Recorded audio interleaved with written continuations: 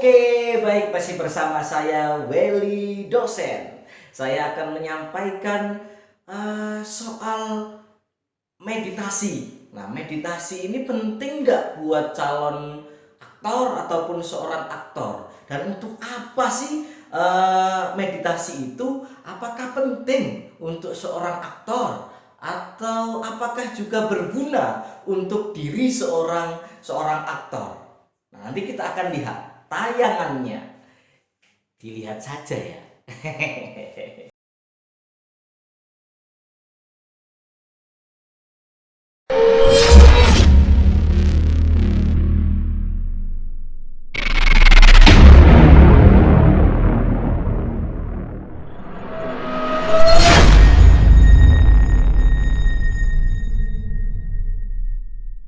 Teman-teman, meditasi ini sering kali dipakai oleh sutradara teater ataupun pelatih-pelatih teater, baik itu di tingkat sekolah, di tingkat mahasiswa ataupun teater independen yang di luar dari instansi pendidikan.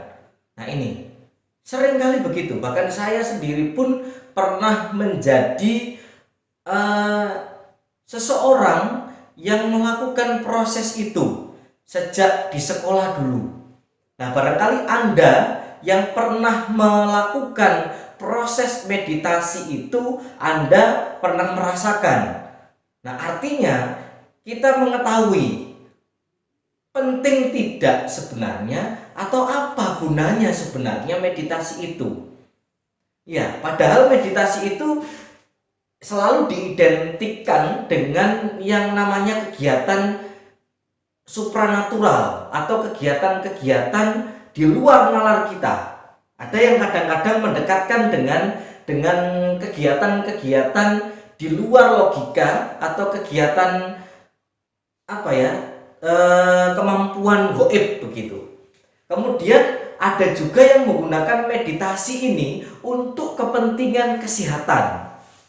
Jadi meditasi ini digunakan untuk merefresh atau menyegarkan atau untuk merelaksasi pikiran. Nah, ada dua yang sering kali digunakan selain di teater. Meditasi ini memang digunakan oleh orang-orang yang punya kemampuan supranatural untuk menguatkan kemampuan supranaturalnya dengan yang namanya meditasi. Misalnya kalau kita dengar dulu kisahnya Sunan Kalijaga yang menunggu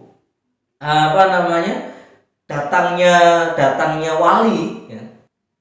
Sunan Kalijaga diminta menunggu di situ di pinggir kali. Dia bermeditasi, bertapa di tepi sungai itu untuk ngelakoni, sehingga bertahun-tahun akhirnya baru sang wali yang meminta atau menyuruh Sunan Kalijaga itu baru dia melepaskan proses bertapanya atau proses meditasinya, dan itu pun membutuhkan waktu. Sang wali tidak langsung membangunkan selesai dengan doa, dengan sentuhan supranatural, dengan sentuhan kekuatan tertentu baru dia bisa bangun. Kemudian meditasi ini juga digunakan untuk kegiatan merefresh diri, merefleksikan diri, juga untuk menyegarkan diri. Nah, ini seringkali digunakan oleh orang-orang yang suka melakukan yoga. Nah, ini teman-teman harus memahami caranya. Bagaimana meletakkan meditasi sebagai kemampuan supranatural, dan meletakkan meditasi sebagai kebutuhan untuk merelaksasi otak melalui yoga. Nah, ini kita harus pahami sekarang. Nah, pertanyaannya lagi, teman-teman teater ini menguasai tidak kemampuan itu begitu. Nah, sedangkan kita tarik ke garis tengahnya bahwa orang teater itu menggunakan meditasi untuk alasan konsentrasi. Nah, satu konsentrasi, kedua untuk memaksimalkan potensi keaktoran, untuk mendalami peran, untuk memasukkan peran ke dalam diri sang aktor. Nah, ini apakah kemudian efektif? Nah, pertanyaan besarnya di situ. Efektifkah meditasi untuk mendalami keaktoran, kemudian untuk konsentrasi yang pertama tadi ya, untuk konsentrasi, untuk mendalami peran, untuk macam-macam di kebutuhannya untuk teater itu tadi. Nah, maka kita harus merenung sekarang. Meditasi diminta untuk apa? Bersila, kemudian duduk di tengah apa? Hiruk pikuk yang mengisi ruang otaknya si pelaku meditasi. Kemudian si pembina meminta untuk mendekatkan dirinya kepada persoalan-persoalan, diminta konsentrasi mendengarkan suara yang terjauh, diminta konsentrasi mendengarkan suara yang terdekat. Itu tanpa melakukan meditasi pun kita bisa. Intinya adalah kalau kita ingin melakukan konsentrasi, fokusnya konsentrasi ini kan memusatkan pikiran, ya, memusatkan pikiran. Maka pikiran kita yang kemudian harus diajak untuk fokus pada persoalan intinya. Tanpa kita melakukan meditasi, tanpa kita melakukan kegiatan bersila, tanpa kita memejamkan mata, sangat memungkinkan bisa.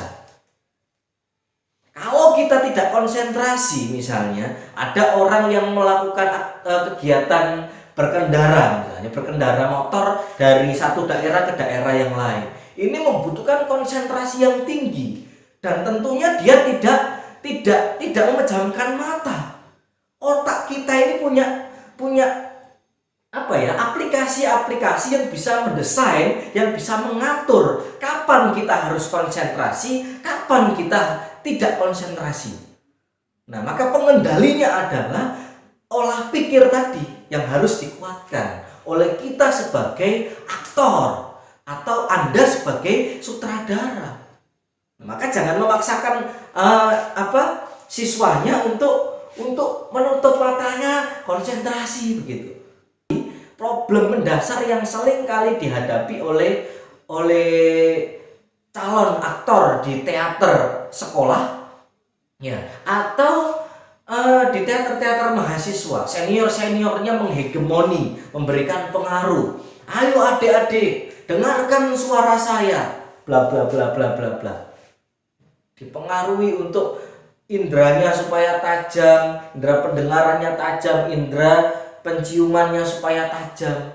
Tanpa melakukan itu, pikiran kita sudah terbiasa dengan itu. Misalnya cara menghirup aroma parfum dengan menghirup aroma makanan akan berbeda. Nah, ini hanya pergerakan di hidung saja misalnya, ini berbeda.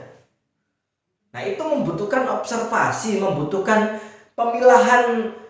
Ini otak kita ada rak-raknya, ada perpustakaan yang menyimpan file-filenya. Tinggal di mana kita meletakkan file itu, diambil kemudian dikeluarkan.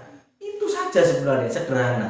Tanpa kita melakukan itu tadi, misalnya meditasi yang untuk supranatural atau kemampuan di luar nalar kita, di sini ya, kemampuan nalar kita, atau meditasi digunakan untuk refresh, menyegarkan diri dengan yoga untuk kesehatan. Nah, maka kemampuan kita harus benar-benar dicari betul. Metode yang lain pun masih banyak sebenarnya tanpa menggunakan meditasi semacam itu. Walaupun barangkali ada yang berhasil ya dengan menggunakan metode itu, karena pikirannya dia bisa konsentrasi maksimal dengan duduk dalam keadaan sepi, memejamkan mata, bisa. Tapi ketika dia melek, apakah bisa stabil begitu atau konsisten dengan kondisi semacam itu?